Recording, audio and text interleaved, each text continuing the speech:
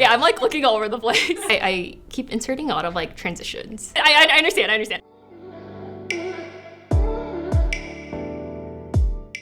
Hi, my name is Shu. I'm a graduate student in the Pollard lab here at Gladstone. So I was a first-year PhD student in the Bioinformatics program at UCSF. And at that time in the fall, I was really thinking about rotations and what labs or PIs I wanted to work with. And at the same time, Katie was teaching our biostatistics course.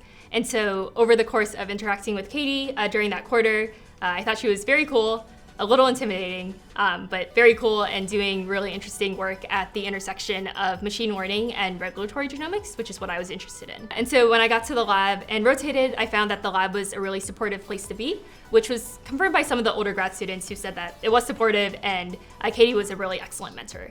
And I was also really struck by how inquisitive people were in lab meetings and also in journal clubs. And it was really great working with them and collaborating with them throughout that quarter. And so those reasons are the reasons I joined Katie's lab, and I think a lot of those traits are true of not only being in our lab, but in the labs at Gladstone at large. I like being at Gladstone because it feels very much like a community.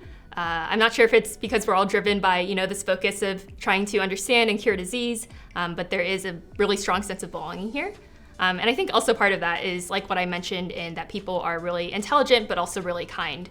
And it's fun to interact with them, both in an academic setting, in journal clubs and lab meetings, but also just in the casual conversations that we might have at lunch. I think yesterday we were talking about like Dungeons and Dragons. So things like that are what makes it fun to be here. I'm interested in using machine learning to understand how repetitive elements mediate genome folding. And when I say genome folding, I'm talking about DNA and how DNA is physically organized in our nucleus. I'm interested in repeats, which are, you can think of them as like regions of DNA that have a essentially highly repetitive structure. And so with these repeats, oftentimes if you're trying to understand the impact of something, you would perturb it experimentally.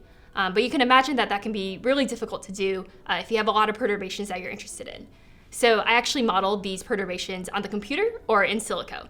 I use this approach to both understand how repeats might mechanistically contribute to genome folding in human cells, but then also understanding that these repeats are different between humans and chimpanzees, for example, and trying to figure out whether or not these repeats contribute to species-specific differences in genome organization and downstream functions between species. Machine learning has really revolutionized our way to understand different, specifically genetic variants in disease. So you can imagine with cancer, for example, in a cohort with many patients, you have many different genetic variants that range from affecting maybe one base pair of DNA to many base pairs. And so we can take the same sort of in silico modeling framework, where instead of trying to make these variants in a cell and then test it experimentally, you can first make these variants as a model in silico. And so you can use this framework to then prioritize variants that have the highest effect. And then this is helpful for trying to identify the variants that are most deleterious or perhaps driving the specific disease of interest. And then you can then go on and experimentally test these candidate few that are the most interesting.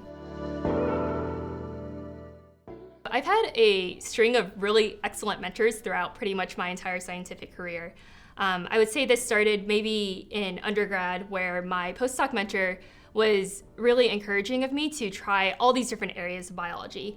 Back then I was wet lab, I was working primarily with mouse models, but he was actually the first one to encourage me to think about bioinformatics and what was interesting there. And so that initial encouragement brought me to my role before my PhD, where I was a computational biologist. And in a different way, I think my mentor there encouraged me to just be independent and think freely and essentially have ownership of my science, which I think built a lot of my confidence as a scientist. And I think both during my role there, I had also a female postdoc mentor, and having Katie as my primary PhD mentor right now, it's been really great to have two strong female scientists to look up to. And so I think all of those things kind of encourage me not only to continue on my scientific journey, but also to be a good role model and mentor for younger scientists. When I'm not working, I can be doing maybe a variety of hobbies. I'm at the pottery studio and making a lot of tableware, going on runs along the Embarcadero. More recently, I've been trying to knit, which is going okay, I think. And then, of course, hanging out with my friends, in which I guess we do a lot of eating and exploring the city.